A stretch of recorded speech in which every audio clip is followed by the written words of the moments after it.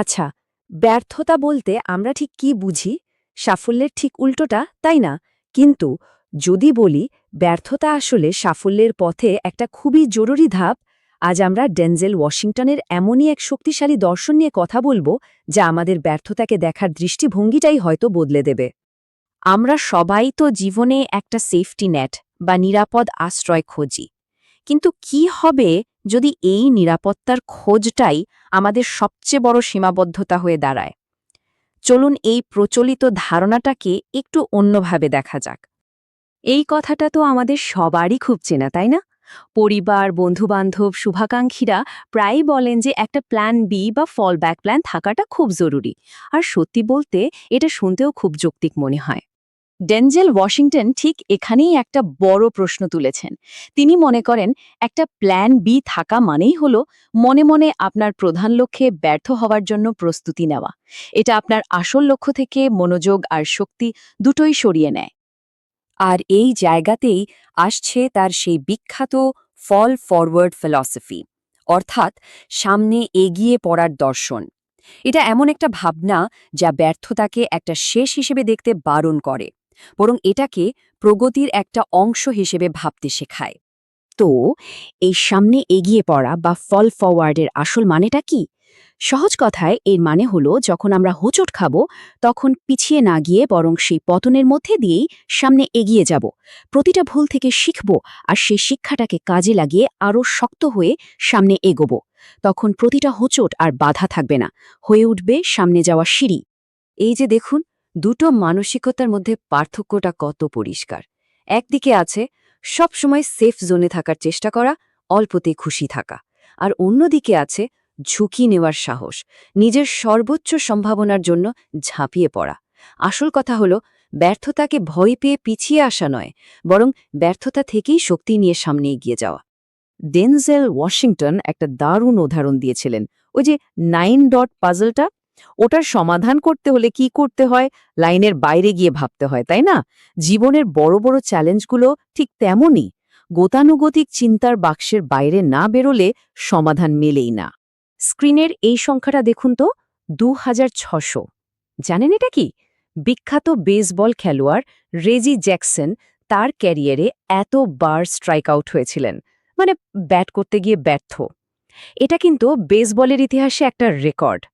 প্রথম দেখায় মনে হবে এ তো বিশাল এক ব্যর্থতার পরিসংখ্যান। কিন্তু মজার ব্যাপার কি জানেন? মানুষ তার এই 2600টা ব্যর্থতার কথা মনে রাখেনি। মানুষ মনে রেখেছে তার অবিশ্বাস্য হোম রানগুলোকে। এখান থেকেই বোঝা যায় বিশাল সাফল্য প্রায় অসংখ্য ছোট বড় ব্যর্থতার উপরেই তৈরি হয়। একই রকম আরেকটা উদাহরণ দিই। টমাস এডিসনের কথা ভাবুন। এই যে সংখ্যাটা 1000, বলা হয় লাইট বাল্ব আবিষ্কার করার আগে তিনি নাকি 1000 বার ব্যর্থ হয়েছিলেন। কিন্তু এডিসন কি বলতেন জানেন? তিনি বলতেন, আমি 1000 বার ব্যর্থ হয়নি, আমি শুধু 1000টা এমন উপায় বের করেছি যেগুলো কাজ করে না। তার মানে প্রতিটি ব্যর্থ পরীক্ষাই আসলে তাকে সাফল্যের এক ধাপ কাছে নিয়ে যাচ্ছিল। ব্যর্থতা এখানে শেষ নয়, বরং পুরো প্রক্রিয়ারই একটা অংশ। শুধু রেজি জ্যাকসন বা টমাস এডিসন নন, ডেনজেল ওয়াশিংটন নিজে এই দর্শনটাকে অক্ষরে অক্ষরে পালন করেছেন। তার নিজের জীবনেই এই ফল ফরওয়ার্ড বা সামনে এগিয়ে পড়ার সবচেয়ে বড় প্রমাণ। তার জীবনটা একবার দেখুন। ১৯৭৫ সাল, ইউনিভার্সিটিতে রেজাল্ট এতটাই খারাপ যে তাকে কিছু দিনের জন্য পড়াশোনা থামিয়ে দিতে বলা হয়। ঠিক সেই সময়েই তার মায়ের বিউটি পার্লারের এক মহিলা তাকে এক অদ্ভুত ভবিষ্যৎবাণী করেন। এর কয়েক বছর পর অভিনয়ের জন্য অডিশন দিতে গিয়েও ব্যর্থ হলেন। কিন্তু তিনি কি থেমে গিয়েছিলেন? না, লেগেছিলেন। আর তার ফল কি হল? ঠিক ৩০ বছর পর সেই একই থিয়েটারে যেখানে তাকে একসময় ফিরিয়ে দেওয়া হয়েছিল, সেখানেই তিনি তার কাজের জন্য সর্বোচ্চ পুরস্কার টনি অ্যাওয়ার্ড জিতলেন। ভাবা যায়? অধ্যাবসায় আর বিশ্বাসের এর চেয়ে বড় উদাহরণ আর কি হতে পারে? ওয়াশিংটনের এই কথাটা আমার খুব পছন্দের। এর মানেটা খুব সহজ। হাল ছাড়া যাবে না, খেলাটার মধ্যে থাকতে হবে। আপনি যদি লেগে থাকেন, ধারাবাহিকতা ধরে রাখেন, সুযোগ আপনার কাছে আসতে বাধ্য। তো আমরা তার গল্প শুনলাম, তার দর্শনটা বুঝলাম, কিন্তু আসল প্রশ্নটা তো আমাদের নিজেদের কাছে। এরকম একটা মানসিকতা নিজের মধ্যে তৈরি করার মতো সাহস কি আমাদের আছে? এই কথাটা মাথায় গেঁথে নেওয়ার মতো। ব্যর্থতার অনুপস্থিতি মানে আসলে চেষ্টারও অনুপস্থিতি। যারা বড় কিছু করার চেষ্টা করে তাদের জীবনে ব্যর্থতা আসবেই, এটা প্রায় অনিবার্য। তাহলে এই লেগে থাকার, এই অধ্যবসায়ের মূলমন্ত্রটা কি? প্রথমত, ঝুঁকি নিতে হবে। সেফ জোনে থেকে বড় কিছু হয় না। দ্বিতীয়ত, ধারাবাহিকতা বজায় রাখতে হবে। বিশ্বাস রাখতে হবে যে বারবার ব্যর্থ হলেও সামনে একটা পথ আছে। আর সবশেষে মনকে খোলা রাখতে হবে নতুন মানুষ, নতুন আইডিয়া, সব কিছুর জন্য। এগুলোই আসলে সামনে এগিয়ে চলার আসল শক্তি। এবার আমরা এই আলোচনার সবচেয়ে গভীর আর সম্ভবত সবচেয়ে গুরুত্বপূর্ণ অংশে চলে এসেছি। ওয়াশিংটন একটা অসাধারণ রূপকের মাধ্যমে আমাদের জীবনের উদ্দেশ্য নিয়ে নতুন করে ভাবতে বাধ্য করেন। তিনি মনে করিয়ে দেন, ব্যক্তিগত সাফল্যের বাইরেও আমাদের একটা বড় দায়িত্ব আছে। আমাদের প্রত্যেকের ভেতরেই কিছু না কিছু বিশেষ প্রতিভা আছে।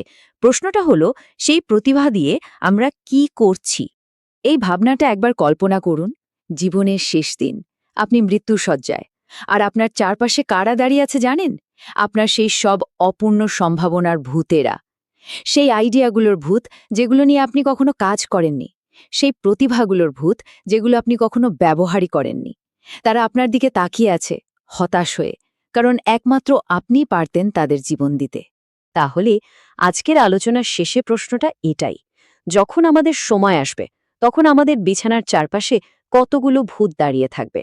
আমরা কি ঝুঁকি নেব, ব্যর্থতাকে সঙ্গী করে আমাদের সবটুকু সম্ভাবনাকে কাজে লাগাবো, নাকি ভয়ে গুটিয়ে থেকে শেষে একরাশ আফসোস নিয়ে বিদায় নেব? সিদ্ধান্তটা কিন্তু সম্পূর্ণ আমাদের।